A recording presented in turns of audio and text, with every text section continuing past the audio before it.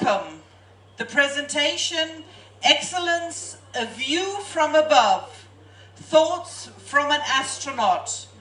A big hand for Mr. Dr. Gerhard Thiele. Well, many thanks for this introduction. It makes me feel a little bit shy to come forward because I have a slightly different view on what I actually did than you have said. But in any case, I understand that what you mean by this. Now, you may be a little bit surprised that why should an astronaut come here to stage on your Excellence Day? But what I would like to do is, I'm not going to tell you what the BK group should do. You know this much better than I do, but I would like to share with you what I have experienced during now more than 30 years working as an astronaut, and not only as an astronaut, but later on as a manager. And part one of it will be that I'll try, at least, to invite you to join with me on one trip around the world, so one orbital revolution. I have not been given 90 minutes. Normally it would take 90 minutes, but 45, but that should give already a good enough impression. I hope so, at least. And secondly, I would like to share with you some thoughts, what I figured out is true not only in your life as an astronaut, but also in your life later on in other activities. And I am quite sure that you will now and then detect that what we are doing is actually not that different from what you are doing. Now, Gerold Wohlfahrt told me that I should start with an introduction. Who am I? Certainly, I do not look like an astronaut. I mean, if you would meet me somewhere, you would never think that I am an astronaut, and that's perfectly okay. But what is my background? I'm a physicist by training, so I'm a scientist, and this is very important because the way I think is not like an engineer. It is more, that makes it sometimes difficult to talk to engineers, and you will encounter these things tonight. What got me interested in space was this very image. And that was taken, and probably only very few people in the room knows that. It was taken 1968. And to be more precise, Christmas 1968. What happened in 1968? For the very first time, humans have left not only the Earth, that has happened long before, as you all know, Yuri Gagarin, John Glenn, and all the others, but they circled the Earth and they came back. But in 68, for the first time, Borman, Lovell, and Anders departed the Earth's gravity field and entered another heavenly body, the Moon. And they literally disappeared from the Earth behind the Moon, and when they came back, we had an Earthrise, just like we have a moonrise or a sunrise here from Earth. They saw an Earthrise. And that image was taken by Bill Anders, and I was 15 years old at that time. And in today's language, I would say that was pretty cool. I was quite impressed. And so there I thought probably that is something that you should consider doing also. Now, as a young boy, you have your dreams. As a young girl, you have your dreams as well. I'm sure about that. And dreams are changing over time, but somehow that one stuck with me. And even though the door appeared to be closed, everyone who lived in the 60s and 70s of the last century knows there was the Soviet Union and the other bloc, the United States, and there were no other countries flying into space. But all of a sudden, when you run into a wall, doors open. You had no idea that doors would be there, but time changes things, doors open, and I was fortunate enough to be at the right time, at the right place, and at the right time, at the right place. A little bit more about me. Today I'm 64 years old, 34 years married. That's not excellent, but I am proud of it, and 4 children. So some things that I'm talking about probably those who have kids will ask themselves, is he now talking as an astronaut or as a father? And that sometimes goes, well, it's life, you know. So this a little bit about me. I consider myself as an explorer. I'm by nature a very curious person, and in my humble opinion, the biggest challenge for every human being, it's not only me, in growing up is not to forget to ask the question, why? Warum in German. I love children. Now we have 4 grandchildren. Well, that is not quite true, 3, and the 4th one is coming very soon. And it is so fun to listen to them because they ask why constantly. Why is the sky blue? Why does the bird sing? Why is the bee and all these kinds of things. And when we grow up, we tend to forget to ask the question why. I personally believe that learning every day a little bit, and that is what the question why is for, that is why we are living in the first place. Now, the other thing, you know this image very well, and I show it here. Astronauts, it was said, are clearly beyond the edge. Well, not always. I know the business a little bit, but sometimes this is probably true. How do you get in space?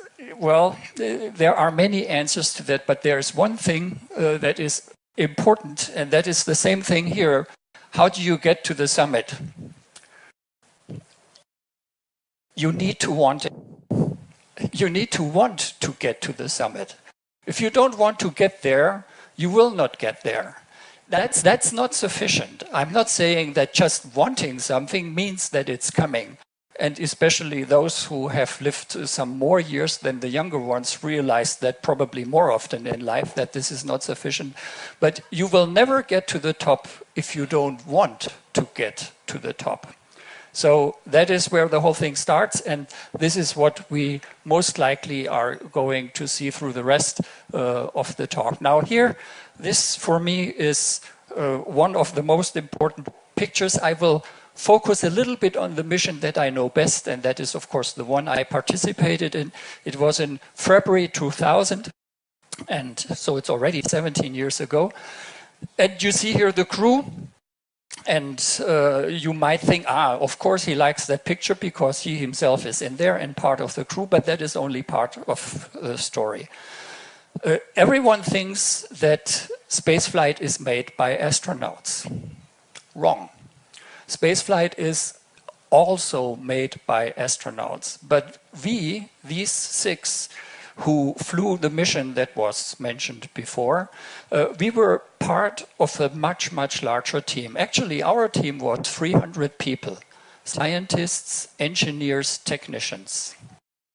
And the astronauts, for me, are only the tip of an iceberg. And as you all know, you see an iceberg only because there's a huge mass that keeps the iceberg floating above the waters.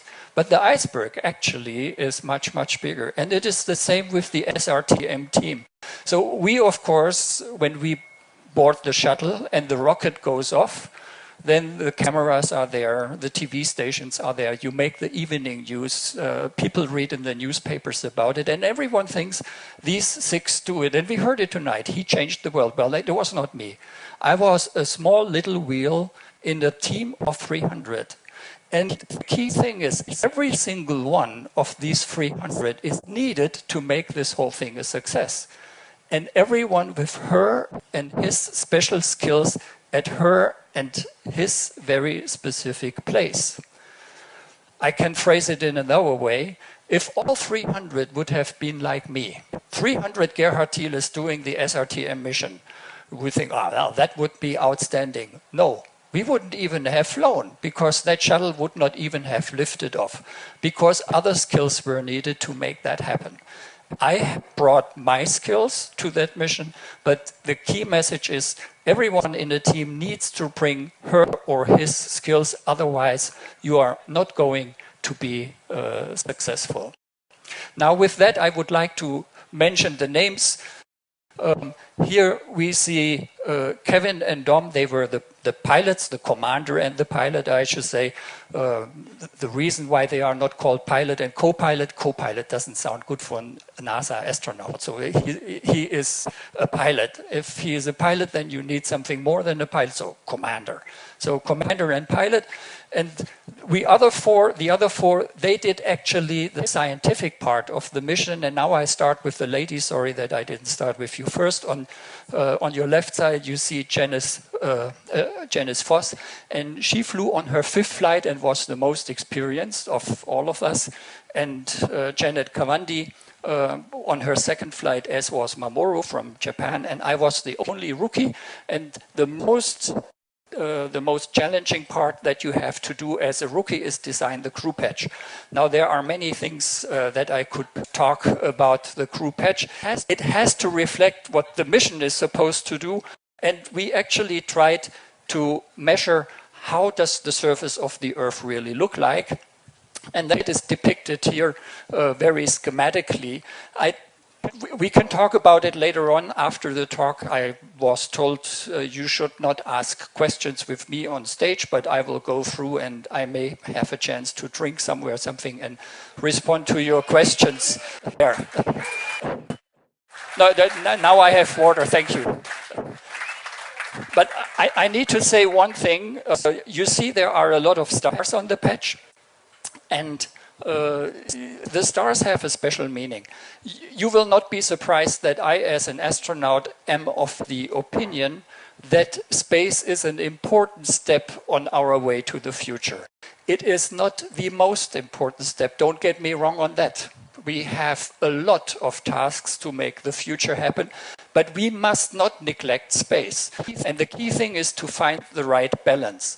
Obviously, I will vote that we do not forget about space. And the best symbol for our future is what? Here they are, the kids. So every star here represents the kids that we as crew members have. So Dom Gori has 2, as we see down here. Janet Kawandi has 2. We have 4. Kevin has 4. Mamoru has 3. JV was not married. That is now a small problem. But we just heard from Gerold Wohlfahrt, we don't talk about problems, we talk about solutions.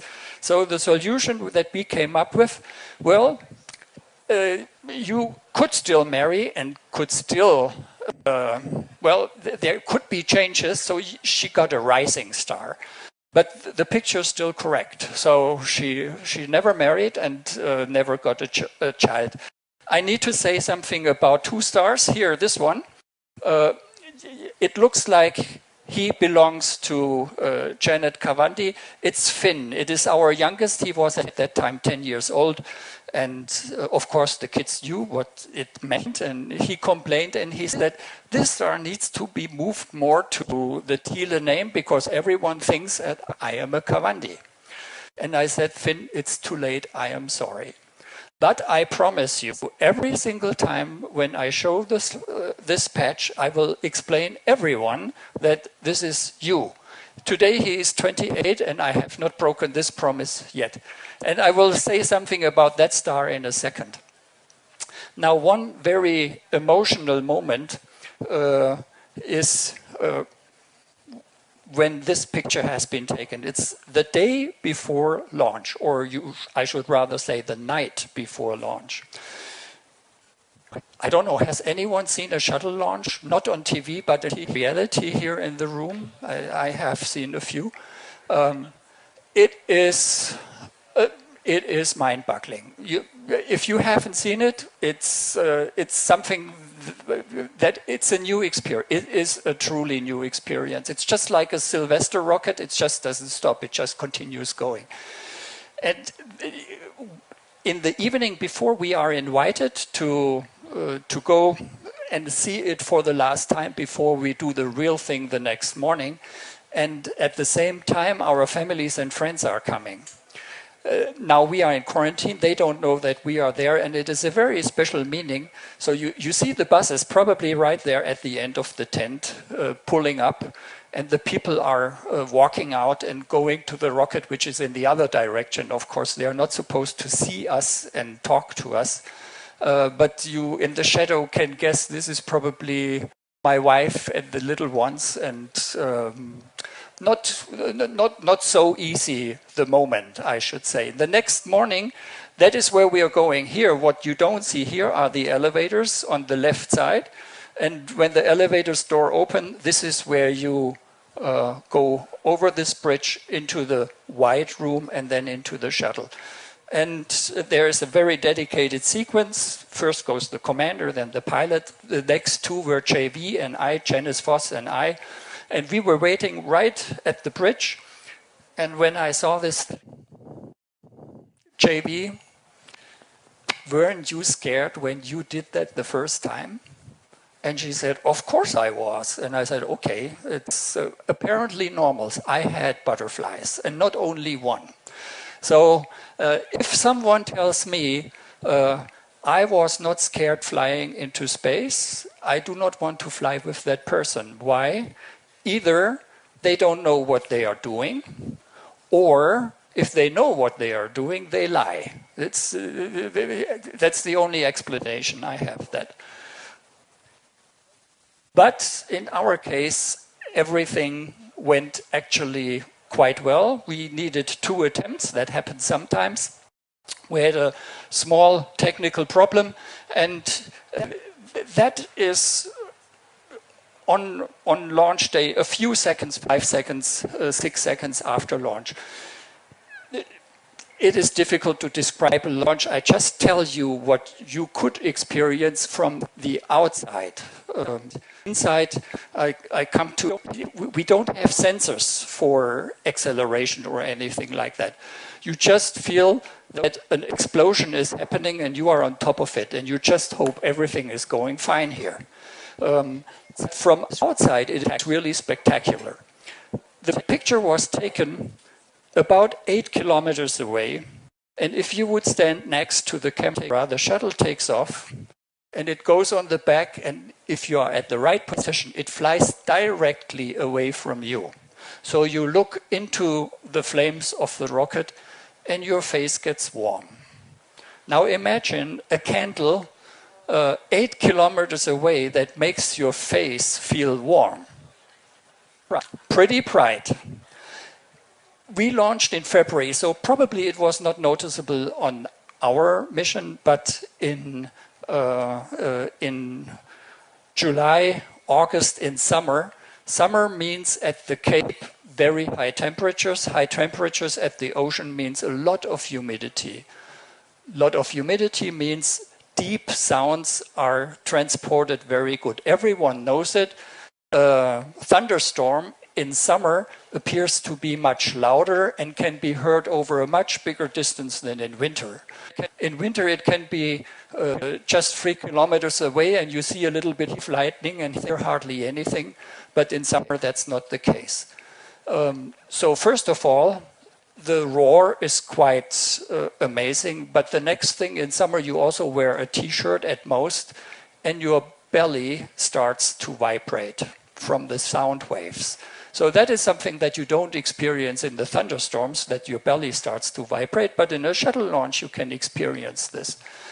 And the clouds that you see on the left and on the right side, it's water vapor, simply water. Now where does the water come from? Below the shuttle is a huge basin and it's filled with water, and we were asked, why do we need this water? And the obvious answer is, well, this stuff burns pretty good, so it's good to have a lot of water there.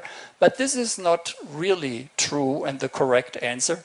The water just damps the sound waves. If there would be no water in the basin, then the reflection of the sound wave would destroy the shuttle before it actually has taken off. So I'm very grateful that the engineers were thinking about that part of the mission to make the ascent safe. After only 8.5 minutes you are in orbit. Now I'm not so familiar with the area here. 8.5 minutes from Ensee, you are not going very far. You can't even make it to Bad Windsheim or to the next Autobahn exit. Probably, maybe Rothenburg, I don't know. But what I'm trying to say is our mind, in our mind, space is very far away. Very far away. But in reality, it is not really far away. Nevertheless, it requires some effort to get there. This image was taken 5 hours after liftoff. And why do I stress the 5 hours? You may recall that John Glenn, the first American to fly into space, he went around the Earth 3 times. And after 3 times, he landed again in the Pacific Ocean. And that was 4.5 hours. And after another half hour, 5 hours, he was already captured and back on board of the ship. In the early ages, or in the beginning stages of space, we just tried to survive. It was just to learn, can we do it and how does it need to be done?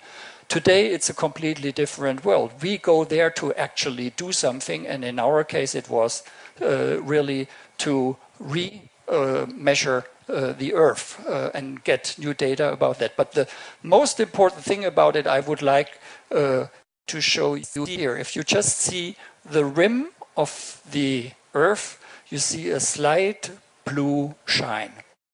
Now this slight blue shine is, you may guess, our atmosphere.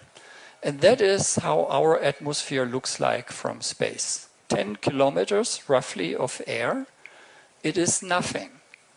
We all can write on a piece of paper the size of the Earth, 12,800 kilometers, and next to it 10.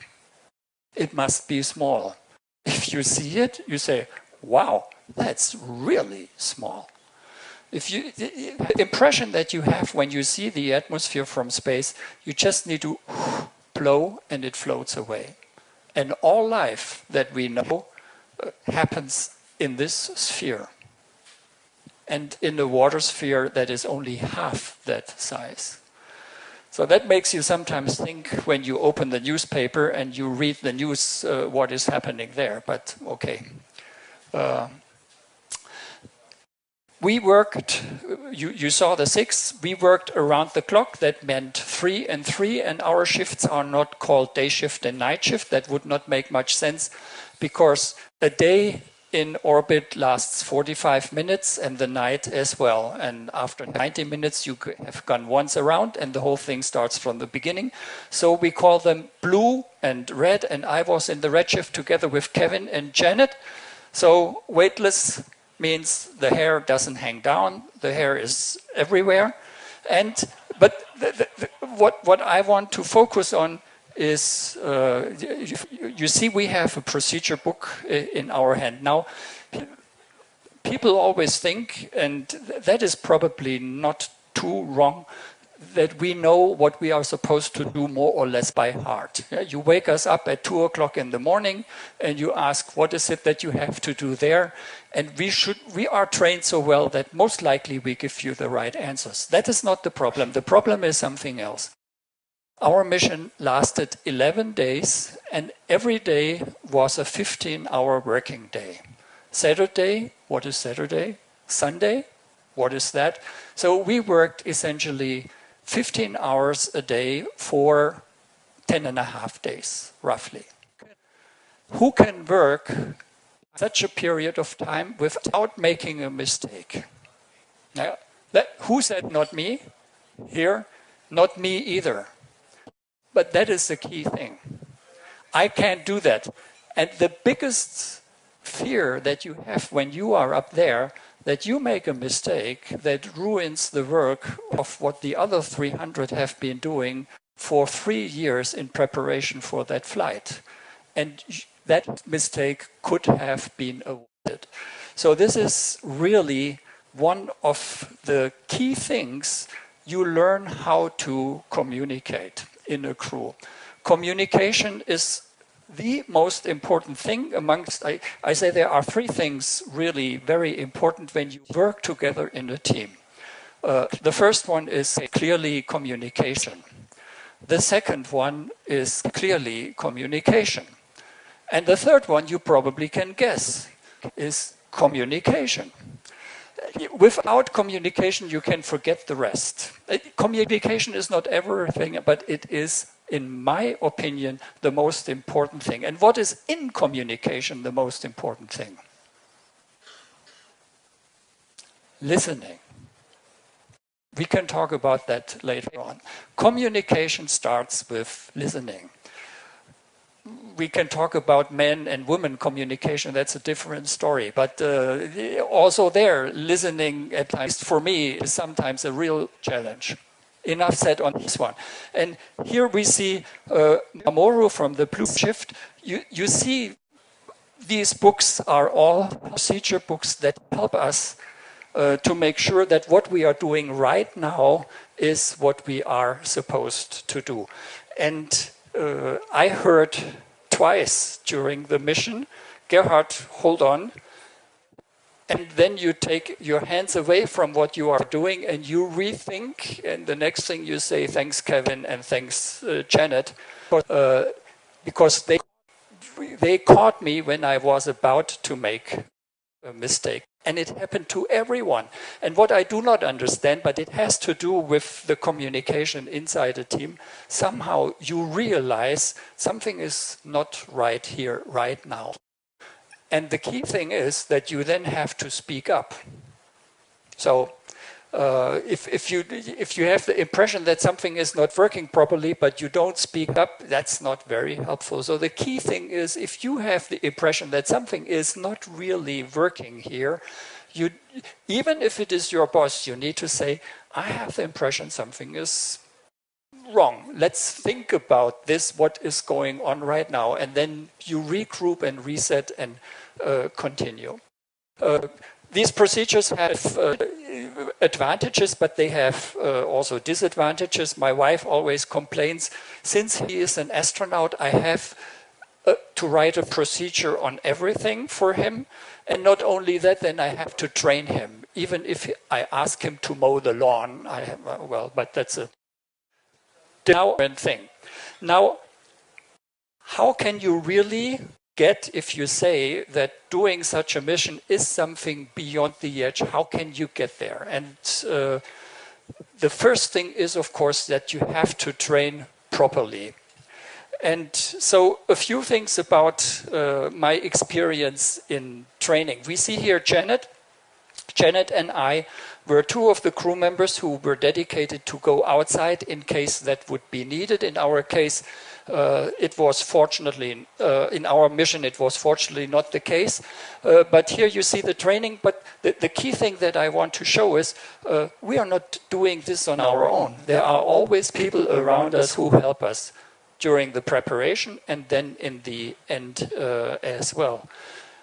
And here you see the same thing now inside the water. It's not Janet, it is somewhere else. And here are other people. That is exactly what I said before. Everyone in this team has a specific role and is needed in his place or her place in order to be successful. Now, when you are up there, you are not by yourself, you have mission control. Maybe you have seen the movie Apollo 13, Houston, we have a problem. That is the most famous phrase that everyone knows. These are the guys who hear it. And that is in itself a real challenge. Every single person is a very specific position, and behind every single person sits what we call the back room. They don't sit in this room, they sit somewhere else. Two people, 3 people, sometimes 4 people, who are monitoring the same systems, who are monitoring the mission, what is happening up there, and to provide information to their lead, and the lead gives that to the flight director who makes the final decisions together with the crew on orbit. So this is very well orchestrated, but it needs to be practiced. And sometimes these things not always go okay. Now, all the training is not sufficient if you don't have the right people. And this is actually one of my personal highlights if I look back at my professional career. After my flight, I became the head of the European Astronaut Corps, and as such I was responsible for the last European astronaut selection. And that happened in 2009, and these six for Europe were selected what was then the future, but today is the present. It is no longer the future. So here you see six astronauts that are currently representing us, and one is in space, who is not on the image on his last flight, Paolo Nespoli from Italy. Thomas just came back, and Alexander and Luca will go into space soon. But you not only need to look into what is happening today, you also have to look into the future, and you need to prepare on what is happening tomorrow. I don't need to explain this to you. And here, the potentially first two German female astronauts, Nicola Baumann and Insa Thiele. And if you hear that name, you may guess, yes, so that is the big star. So she is our daughter on the left, and she might be the first or second woman from Germany to go into space around 2020, 2022. If she gets selected, I hope she will ask, I only go if my dad goes with me. But I am not so sure that this is going to happen. Now, one thing in order to be successful is you have to have the right people, but there is another thing behind it, and I come back to being beyond the edge or climbing a high mountain, being a summiteer or Gipfelstürmer. The quote is actually from Michelangelo, and Michelangelo said, the biggest danger we are in today, and he said that 500 years ago, is not that we are setting high goals and fail. The biggest danger is that we are setting normal goals and achieve them. So think about that. Yeah. If you set normal goals all the time and you achieve them all the time, that is exactly the result that you will get. If you want to get on the top, it is more important that you allow yourselves to fail now and then. Not all the time, of course, but extraordinary things you can only achieve when you allow yourself to fail. And this is, I'll come to that, but here only very, very quickly, I said we measured how the Earth looked like, and this is shown here. I will not go into the detail. Here is a mountain range, and we want to know how high is that mountain down here. And you see the shuttle and an antenna outside on a long mast. And we can actually compute how big that triangle is. And if we know how high the shuttle is, we know how high the mountain is.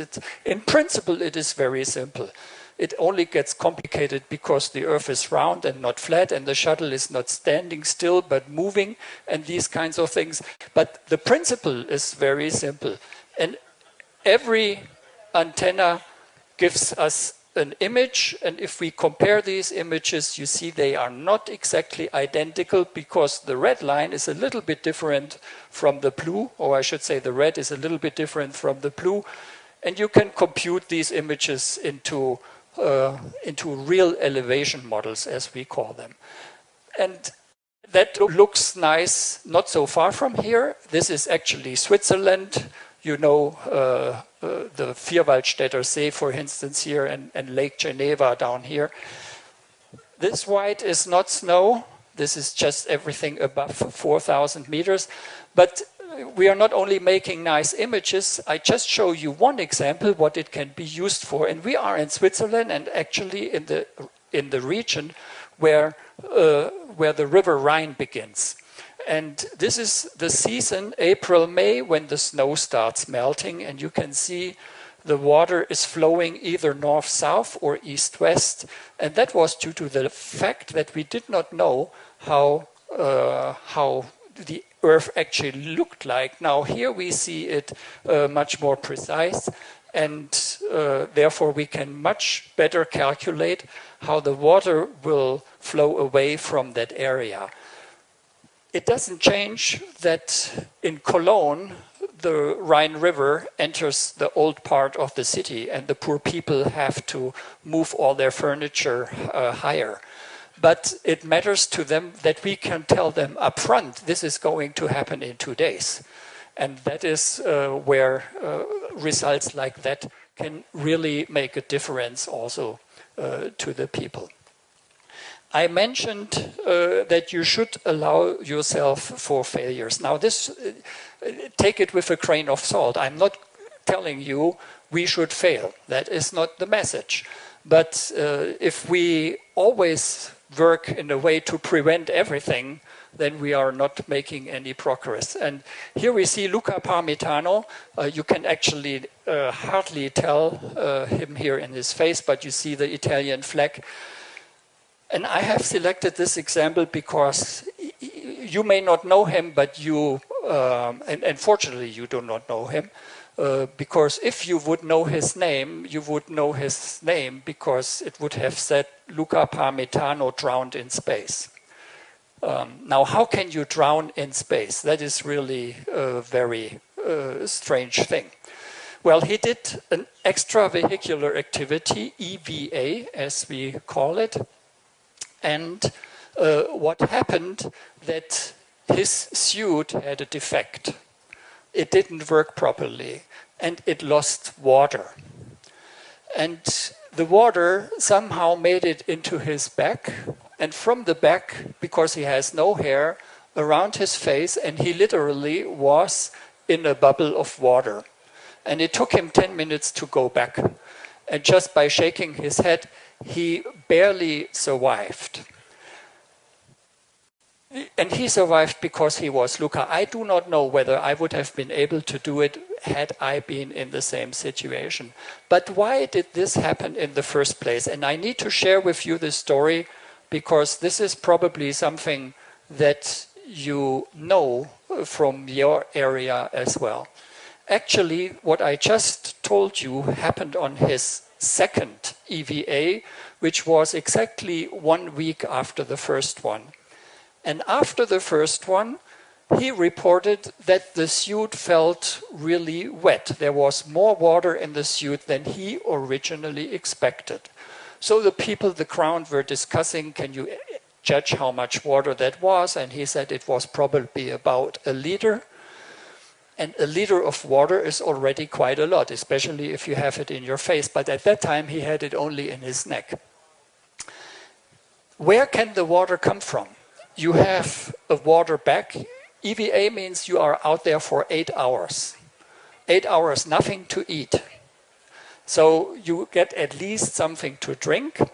And you have a drinking bag here in front of you with a straw, and you can sip and hopefully 1 liter of water in 8 hours brings you around that time. So there was a discussion, did the water come from the drinking bag? Was the drinking bag leaking? And he answered, I didn't drink it all. Ich habe nichts alles getrunken. I didn't drink it all. So people thought, no, people heard, I didn't drink at all. Ich habe überhaupt nicht getrunken. I didn't drink at all. I didn't drink it all, I didn't drink at all. It is such a small difference. And now you hear that over air to ground, you don't see the other person. It is very easy to misunderstand that. So the engineer said, he didn't drink. He has 1 liter of water in that bag. The bag leaks. It is very clear where the water is coming from. The water didn't come from there. The suit was not working properly. So they sent him out the next time with the wrong suit. Had they listened carefully to what he was saying, then this could have been avoided. It gets actually even worse. Because in the control room that we have just seen, we have physicians, and they watch that we are healthy, and they said, what? he did not drink, that cannot be the case. We need to tell him that he has to drink, because otherwise something else may fail. So they asked for a private conference with Luca and asked him, why did you not drink? And he said, but I did drink, I just didn't drink it all. So the information that he was drinking, but not everything, was available on the ground. But the surgeons never talked to the engineers of the suit. So the suit engineers were thinking he didn't drink, that's where the water was coming from, while the surgeons knew that he was drinking and the water could not have been from the back. So, and we almost lost him because of that. So you see how very simple misunderstandings can have fairly dramatic consequences. Sometimes you just need to be lucky. Another thing, the moment you start to value this work is more important than that work, or that work is more important than this one, you are about to lose your game. We see here Kevin. Kevin was the commander, and the commander and the pilot have only two things to do. They have to bring us up there, and they have to bring us down at the end of the mission. And in between, they have nothing to do, almost nothing. So to go up takes 8.5 minutes, plus let's say 2 hours to prepare everything. Coming down takes 1 hour. Cool job. 2 hours on one day, 10 days later another hour, and the rest is sightseeing. So you need to keep them busy, and in order to keep them busy you have to find tasks, and Kevin and Dom were taking care of the kitchen, so they were always preparing the food.